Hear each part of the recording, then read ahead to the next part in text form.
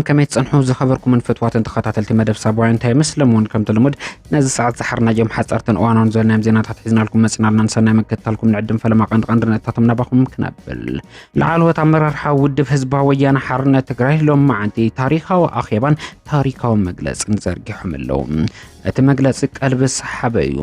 ترر زبالة والصانون زحقوف ايو بزرزر كنملكت وينا بخالي قصه مع خلاي مبرق حزوون عابق الولاو قصيلو يركم إيران نتي مصعب هرمز حسن حلفاز مكرا سلاسته مراقب كم زوقع تقاليص له واقع ندارون وسخاري له مسمع خلاي مبرقن بيزنس زيناتاتنا زيت اساس روح حبريتاتات ابه مودعتا مدلاونا كترخبو يخم حبيركم نصلحو لايك كومنت شير سبسكرايب مقبر فتسيمكم ايتزنقعم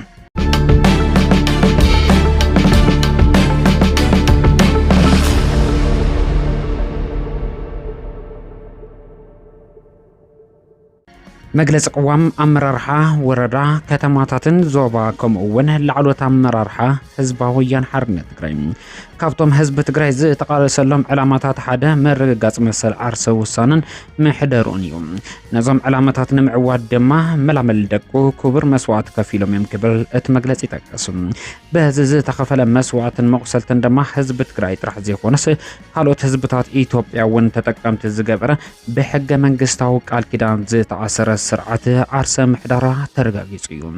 بمسارات زون نزحلفو عامتات ببوانو زي تتلمه مرصاتات بمكياد حزبي بقطتا توكلتو زمرصلو سرعه اغهيديو بفلاي دما قدم 5 عامت اب ايتوبيا صقعتنيا حيلي سلطان مقصارو صعبم نت حزب تግራይ كبار واغا زخفللو حق منغستاو سرعتن مسل عرسه محدرو كمنطال انتنقصقس واغا زخفللو مسل ايمنطالن وكلتي كي مرص زخلكل كونتات يلن يلو أستاذ كل 3.8 مليون حزبي زي تساتفلو قوة مرصع بمكاد بمثل عرسه محدرو فصم كم زي الدرادر داغم ركاكيسيو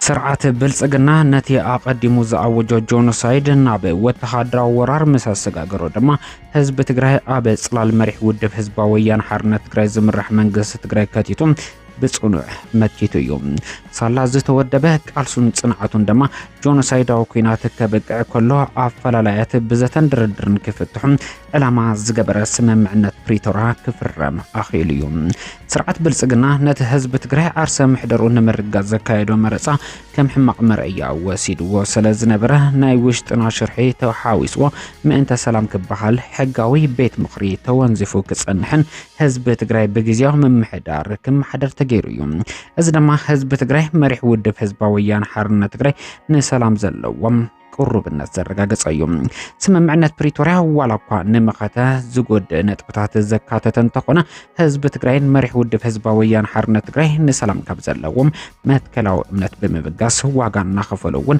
انتخونه نتفصامنت اتسممعنت زيت حلل صارك غبرو صنيحم بزون اتوم بوغان تግራይ كفصمو زي تقمطلم غبات بمفصام قاليمون قدم زي تقمطلم اوان بمتقلال نتفصامنت اتسممعنت زلوم تبقصو بتكبار አረጋግጾም ያም ስርዓት ብልጽግና ደማ በአንጻሩ እተስመምነት ከመ መቀጸልታነት አዋጅ ጆኖሳይድ እና ተጠቀመሉም ጻኒሕዩ በዝውን ጆኖሳይዳው ኩናት ተጣጦ ክብለን ሞትን ስቃይን ህዝብና ከበቃ ተጽቢስ ተገበረሉ ስመምዕነት ምቁራዝ ተጻቦም ነህዝብና መልክዕ ሞት ካብ መቅያር ዘሐለፈ ትርጉም ከመጽም አይኻደን ስርዓት ብልጽግና በመሰረት እተስመምዕነት حق منغستي لوعلاو مريت تግራይ ወሪሮም ንዝሓዙ ዕጡቃት ከውጽ ይኻለን እኳዳ ስብዕት ቀን ስልጣናን በመጠንኸር ኣብ ትሕቲ ዞም ዕጡቃት ዝነብር ህዝብና ኣብ ገዛ መረበቱ በሰንክ መንነቱ ክቅተል ከሳቀ ክባረር ይግበረሎም በኃይል ዝ ተመዛበለን ዝተሰደደን ህዝብና ናብ መረበቱ ክምለስ ስለዚህ ኻለ በጥሜት ሕማም ቆርን ፀሐይን ይሐልቀሎም ኣብ ባይታ በኃይል ዝ ተባረረ ህዝብና ሓደሽቲ ሰፈርቲ በመስፋር ዲሞግራፊና መቅያር حتون كسرحو صنيحم يوم مخلكال افلطو ودبنا حوحاتون اتسممعنت مسرت كيهلو بمقبار نتسممعنت بقلصي افريسو يوم سرعه بلصقنا نتعقستن محصنتان حزب تግራይ مريح ودب حوحات كم دكمت قصيروم ناز سممعنات كاب زي يفصم حليفون بقلصي እናጥሐሶ ጸኒሕዮም ዕጥቋት በመወዳብ በመሰልጣን ሓድነት ህዝብ ትግራይ ነመዝራግ በብዋኑ ናይ ጽልእን መከፋልን አጀንዳ በመንዛሕ ዕሱባት በመወፋር ክሰርሕውን ጸኒሕዮም ካብዛ ሓሊፍውን ነቶም ዝወደቦም ዕጥቋት አመራርሑ ኣብ ልዕለ ትግራይ ተኩስ ክኸፍቱ ገይሩ እዩ ብድሮንን ከቢድ ብረትን ኣብ ሰላማዊ ህዝብና ጉዳት ኣብጽሕዩ ወሃብን ከላን ኮይኑውን ክውስን ሕገ መንግስታዊ ሉዓላዊ መሬት ትግራይውን ዝቆራርስ ውሳነ ክሕልፍ ተራእዩ አለን ዝበለው ወተሓደራዊ ዓቕሚ ናብ ትግራይ በመኽታት ንኻልኣይ ዙር ደማዊ ኩናት ካብ ምህንዳድ ብተወሳኺ ኣብ ትግራይ ዕፅዋን ክባን ኣውጅም ንመሃያ ሰራሕተኛታት ሓዊሱ በጀት ትግራይ ከልኪሉ ዝተጀመረ አገልግሎት አቋሪጹ ኣብ መወዳእታውን ካብ ድንጋገ እቲ ስምምዕነት ወጻይ ብዘይፍልጦን ተሳትፎን ተፈራረምቲ ስምምዕነት ፕሪቶሪያ ዝኾነ ውድብ ህዝባዊ ወያነ ሓርነት ትግራይ ወጻይውን ግዚያዊ ምምሕዳር ትግራይ ከም ዘናውሕም ገሊጹ እዩ ስርዓት ብልጽግና ነቲ ኣብ ቅድሚ ኣደራድርቲ ሃገራትን ማሕበረሰብ ዓለም ዝፈረመው ስምምዕነትውን ምስ ውልቀ ሰባት ዝፈረመ ምዃኑ ብምግላጽ ነቲ ስምምዕነት ብግልጽ ኣፍሪስዎ እዩ ህዝብ ትግራይን መሪሕ ውድብ ህዝባዊ ወያነ ሓርነት ትግራይ ግን ዋላኳ ስርዓት ብልጽግና ንስምምዕነት ፕሪቶሪያ ብግልጽ እንተፍረስዎ ምእንተ ሰላም ክብሉ እቲ ስምምዕነት ክትግበርን ማሕበረሰብ ዓለም ካብ ምፍራስ ከድሕኖ ንነዊሕ እዋን ክምሕጸኑ ጸኒሖም እዮም ሕዚ ግን ልዕለዚ መጽማም ከም ህዝቢ ህልውናኻ ኣብ ሓደጋ ምእታው ስለዝኾነ ስርዓት ብልጽግና ነቲ ስምምዕነት ብግልጽ ስለዘፍረሶም ብግዚያዊ ምምሕዳር መቐጸል ትርጉም ናብ ዘይብሉ ብርኪ ስለዝወረደ ተወንዚፉ ዝጸንሐ ቤት ምኽሪ መንግስቲ ትግራይ ናብ ስሩዕ ስርሑ ምምላስ እዋናውን ታሪካውን ጠለብ ህዝብና እዩ ክብል ጠቂሱሎ ብመንጽር ዝደማ ንሕና ኣብዚ ህዝባዊ መንግስታውን መኸተ بزبل مري حساب ዝተሳለጠ መድረኽ ዝተሳተፍና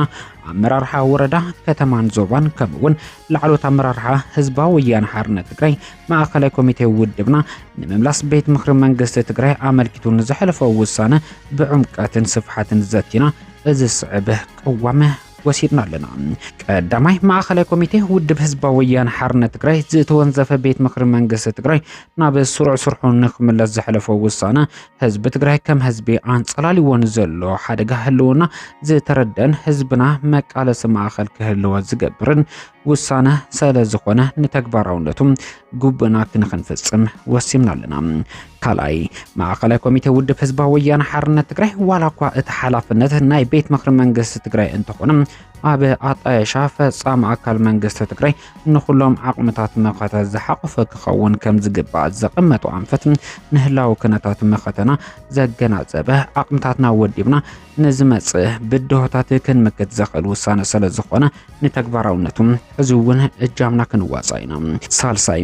ንዕውትነት ስራሕቲ እዚ ኣብ ፈታን እዋን ህዝቢ ትግራይ ንምምራሕ ሓላፍነት ዝሽከም ዘሎ ቤት ምኽሪ መንግስቲ ትግራይ ካባና ተጽቢት ዝግበር ኩሉ ክንፈጽም ቃልና ኣቱ ራብዓይ ማእከላይ ኮሚቴ ውድብ ህዝባዊ ወያነ ሓርነት ትግራይ ምስ ስርዓት ብልጽግና ዘለው ኣፈላላይ ብዘታን ድርድርን ክፍትሑ ከም ዘለዎም ዝሕለፈው ውሳነ ንመትከላዊ እምነት ህዝብናን ውድብናን ዝኾነ ሰላም ሕዝውን ዕድል ዝህብ ስለዝኾነ ካባና ተጽቢት ዝግበር ኩሉ ክንፈጽም ቃልና ኣቱ ሓምሻይ መላ ኣውሽጥን ወፃነ ትርከብ ህዝብና እተን ዓመታት ዝተቃለስካሉን ክቡር መስዋዕትነት ዝኸፈልካሉ መሰል ዓርሰ ውሳነ ኻን መረጋጽ ኣብ ዝግበር ቃልሲ ለምውን ከም ወትሩ ወሳናይ ተራኻ ክትጻወት ንጣማመን ንሕና አመራርሓ ውድብካ ህዝባዊ ወያነ ሓርነት ትግራይ ድማ መሪሕ እጃምና ከም እንዋጻ ክነረጋግጽ ንፈቱ ሻርሻይ ንብሔራዊ ህልውናና ረብሓ ህዝቢ ትግራይ እትቃለሱም ፖለቲካን ውድባት ትግራይን ደገፍቲ ቃልስና ኣብ መረጋጋጽ መሰል ዓርሰ ውሳነ ህዝቢ ትግራይ ኣብ እንገብሮ ቃልሲ ኣብ ጎንና ኮንኩም ድጋፍኩም ክትገልጹ ጸውዒትና ነቐርብ ህዝባዊ መንግስቲ ንመኸተ ንብሔራዊ ህልውናና ዘለዓለማዊ ክብርን ሞገስን ንስዋዕትና አመራርሓ ወረዳ ከተማ ዞባ ከምውን ለዓሎት አመራርሓ ህዝባዊ ወያነ ሓርነት ትግራይ 14 ሚያዝያ 2018 ዓመተ ምህረት በአቆጻጸር ግዕዝ ሊባኖስ ምስ እስራኤል ዝበጽሐቶ ስምምዕነት ተኩስ ደም ባልክና ዋሕድ ሌት ከም ዘለዋ ገሊጻ ፕሬዝዳንት ሊባኖስ ጆሴፍ አውን ኣብዚ እዋን እዚ ምስ እስራኤል ዝተበጽሐ ስምምዕነት ተኩስ ደም ባልንክና ዋሕድ ዘተ ይቀጽል ከም ዘሎ ፍሊጡሎም መሰረት ጸብጻብ አልጀዚራ አውን መንግስቱ ኣብ ሊባኖስ መረጋዕ ንምምጻም ዝግበር ዝኾነ ይኹን ጻዕሪ ከም ዘይገድፍ ኣስሚሩሎም እዚ ስጉምቲ እዚ ከም ኣካል ናይቲ ኣብ ዶብ ተኽሲ ግጭት ንምክልኻል ሓደጋ ምብራኽ ንምንካይ ዝግበር ሰፊሕ ዲፕሎማሲያዊ ጻዕርታት ተቐንዲ ክብል ገሊጹሎ እቲ ዝርዝር ምንዋሕ ተኽሲ ደው ምባል እቲ ኣብ ዝሓለፈ ወርሕ ኣብ ደቡባዊ ሊባኖስ ተፈጢሩ ዝጸንሐ ወጥሪ ንምህዳእ ወሳኒ ምዃኑ ተገሊጹሎ ዞባውን እህግራውን ተዋሰቲ ነቲ ዘተ ብቐረባ ይከታተልዎ ከም ዘሎ ዝተገለጸ እንትኸውን እዚ ድማ ንኹነታት ማእኸላይ ምብራቕ ኣብ ምርጋህ ቁልፊ ተራ ክጻወት ትጽቢት ከም ዝግበር ተገሊጹሎ ሊባኖስ ጎና ጎኒ ስክፍታታት ጸጥታ ፖለቲካውን ቁጠባውን ብድሆታት ከጋጥም ጸኒሑ እዩ ዘተ ስምምዕነት ተኽሲ ደው ምባል ምቕጻሉ ድማ ከጋጥም ንዝኽእል ተወሳኺ ዘይምርጋህ ንምእላይ ክሕግዝ ከም ዝኽእል እውን ተጠቒሱ እዩ